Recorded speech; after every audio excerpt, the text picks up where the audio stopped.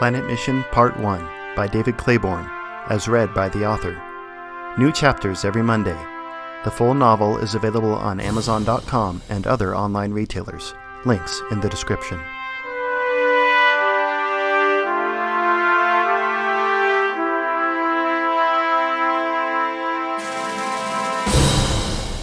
Chapter 33.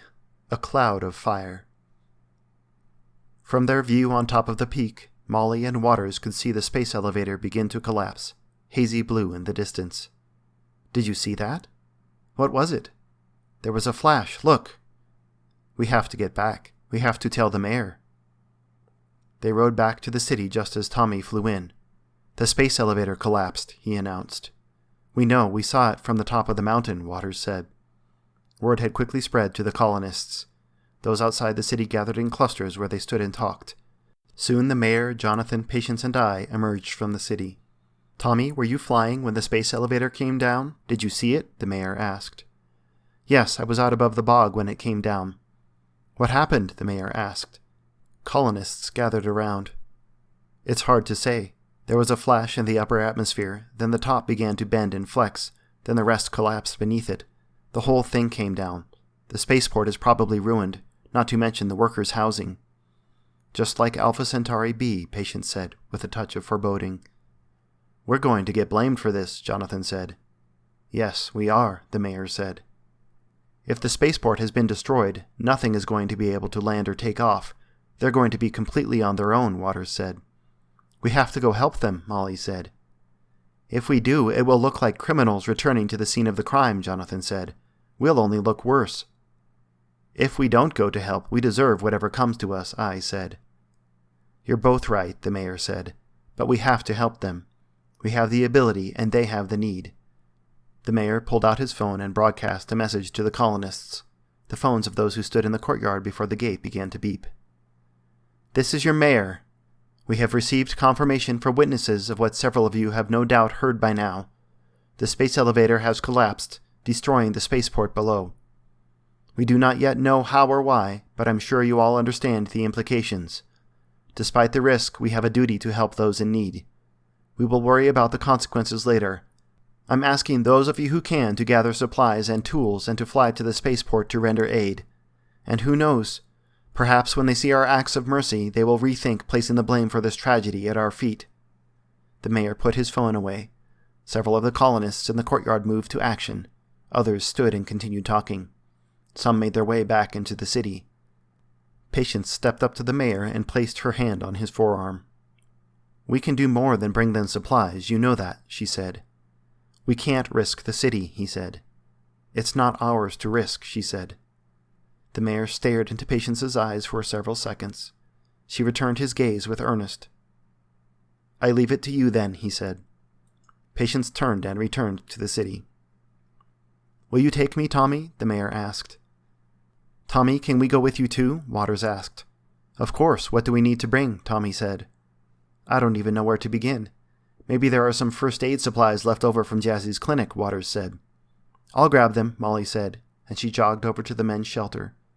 She pushed aside the tent flap, left characteristically open, and made her way to the back where they had stacked some of the old supplies. She pushed someone's laundry off some boxes onto the floor and opened the crates. The first one was a box of medications. That would be useful. She pulled out the bottles and looked them over. Antibiotics, anti-inflammatories, all useful. Then she stopped. This one had her name on it. Molly McDahey, 1PO-BID. A bottle of her prescription. She turned the bottle over in her hand. Acetylsalicylic acid. "What?" she said to herself. She turned it over again. It was her name on the front of the bottle. She opened the lid. These looked like the pills she had been taking. She crushed a pill in her hand and licked it. It was bitter. "This is just aspirin," she said aloud. "Molly!" shouted Junebuck as he came bursting into the shelter. Molly put the bottle into a pocket. "I just heard what happened. They sent me to help you." "Take these," Molly said, putting the lid back on the crate and handing it to Junebuck. "It's medication. They won't all be useful, but we can sort out what we need when we get there." "Can't we just use the VDs?" Junebuck asked. Molly had not thought of that. She was amazed that even after joining the colonists, so much of her way of thinking had not changed. Probably, but we don't know what we'll find. She popped open another crate. Gauze, sterile supplies. We'll take this one too. I'll bring it. They jogged out of the tent carrying their crates. Tommy was in the cockpit of the flyer. Jonathan and Waters had loaded up a couple of baskets of fruit and vegetables from the fields. The mayor sat next to Tommy. "What's that for?" Junebug said. "They'll need food too. Wait a minute." Waters ran to a nearby arcuda and grabbed several of the wineskins from its saddlebags. He filled them up directly from the river. They'll probably need water too. The rover had a purification system. If we can find it and other rovers, we can use them too, Junebug said. "You don't need to purify the water here," Jonathan said. "We might at the spaceport. You haven't seen it," Tommy said. He lifted off as they sat down. Other colonists flew beside them. Below, several colonists loaded the arcuda. "It will take them a week to get there if they ride," Waters said. "It won't take them as long as you think," Jonathan said. "They can carry more than the flyers, too." The flight to the spaceport took a fraction of the time it took to cross by land, perhaps no more than an hour, but they all urged Tommy to fly faster. "I'm going as fast as I can," he said. Molly rolled the pill bottle around in her pocket and turned to Waters. "Jazzy was giving me a placebo." "What?" Waters asked, surprised. Her statement had little to do with their current situation. "Aspirin. She was treating my depression with aspirin. I told you she was treating me for depression on the flight out from Earth. She was. Well, she wasn't. I found one of the bottles with my prescription on it. It was full of baby aspirin." "What were you supposed to be on?" Junebug asked. "I was supposed to be on an SSRI." "You still use those?" Jonathan asked. Molly shook her head. "No need for them here, but we didn't have VDs on Earth. I don't get it. She wasn't treating me. She was giving me a placebo. Why would she do that?" Waters' heart sank, but he knew he had to be honest with Molly.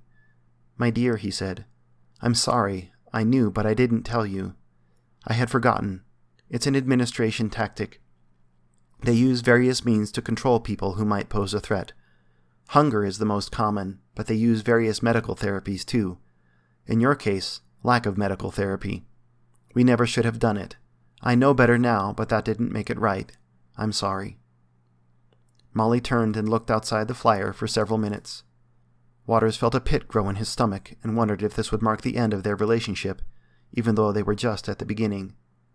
Then Molly turned back to him, hooked her arm through his, and said, "I forgive you, my husband." "You do?" "Of course I do." "But why? That was a terrible thing to do to someone." "It was. Would you rather I stayed angry?" "No, but—" "Man, just accept it for what it is," the mayor turned and said. Waters sat back in his chair. He felt confused, but as he looked over at Molly, he knew it would be all right. "Mayor," Tommy said, "I have a question I've wanted to ask for a long time now. What's your real name? Everyone just calls you Mayor all the time." "Mayor," the mayor said. "You're Mayor?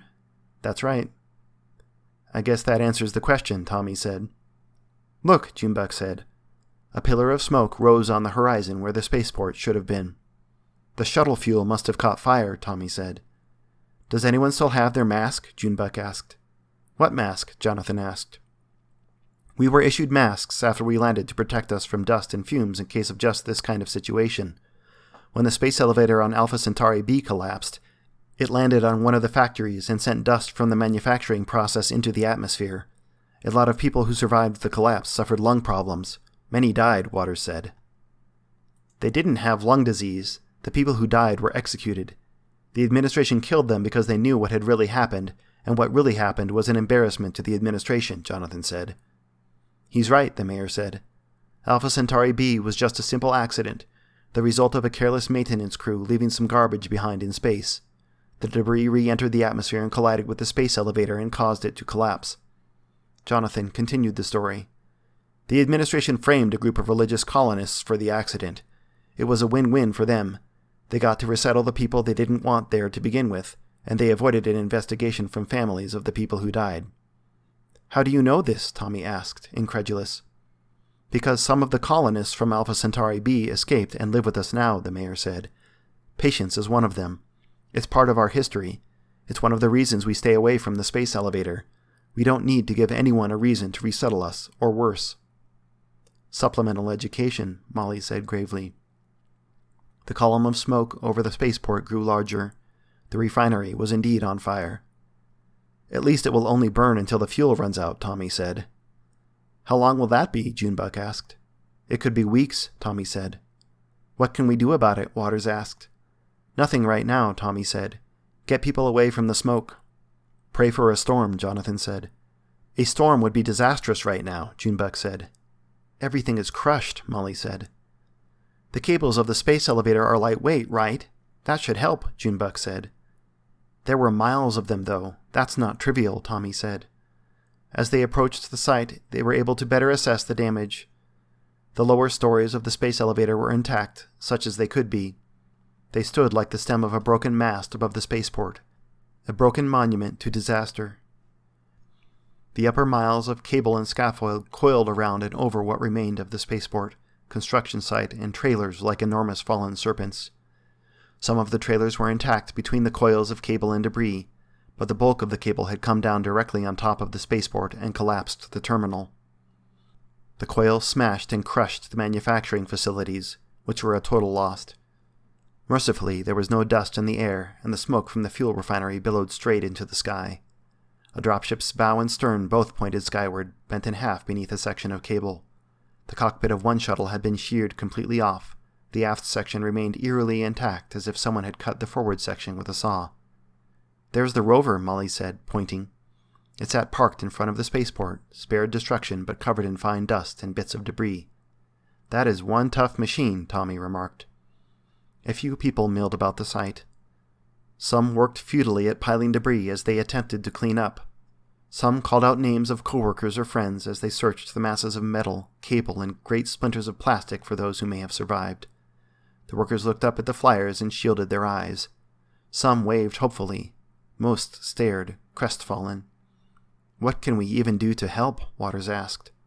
There was no answer to the question. Only what we can, Jonathan answered finally. I'll find a place to land, Tommy said.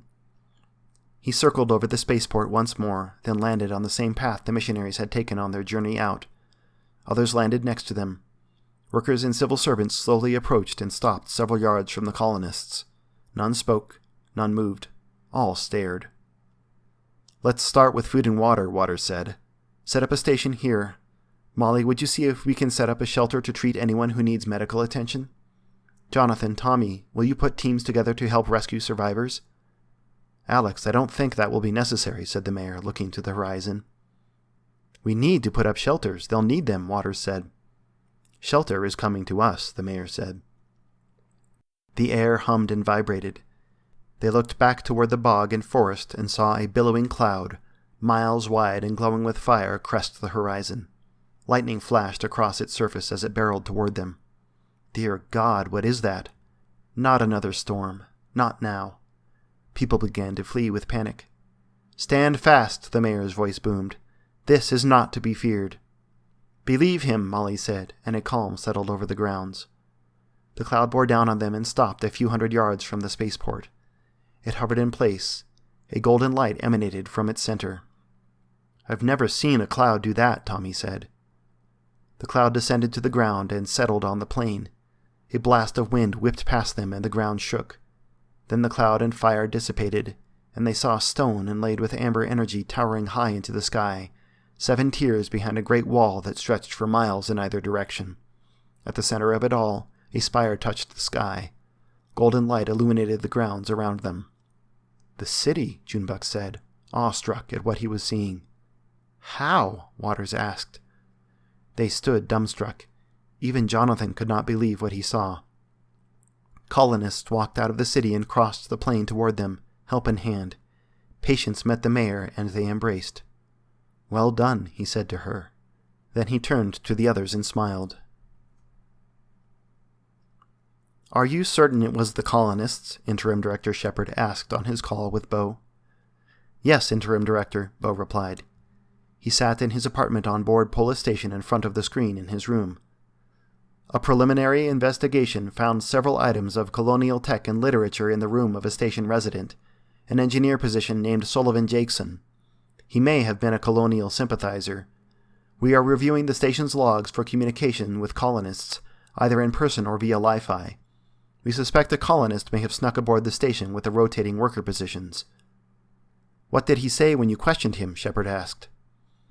It appears he was unfortunately killed launching the device that brought the space elevator down, Interim Director. Tell me more about the device. Understand that everything suffered significant damage in the wreckage, but those on the ground detected several artifacts typical of colonial use, including fragments of a primitive colonial spear.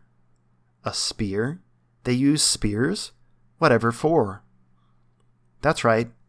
My time with the colonists suggests their weapons are related to a superstition surrounding a particular animal they refer to as an apoc. We captured a specimen, but the colonists killed it before we could complete our studies or transport it to Earth for more in-depth analysis. It seems that Engineer Sullivan attached a makeshift guidance system to the spear.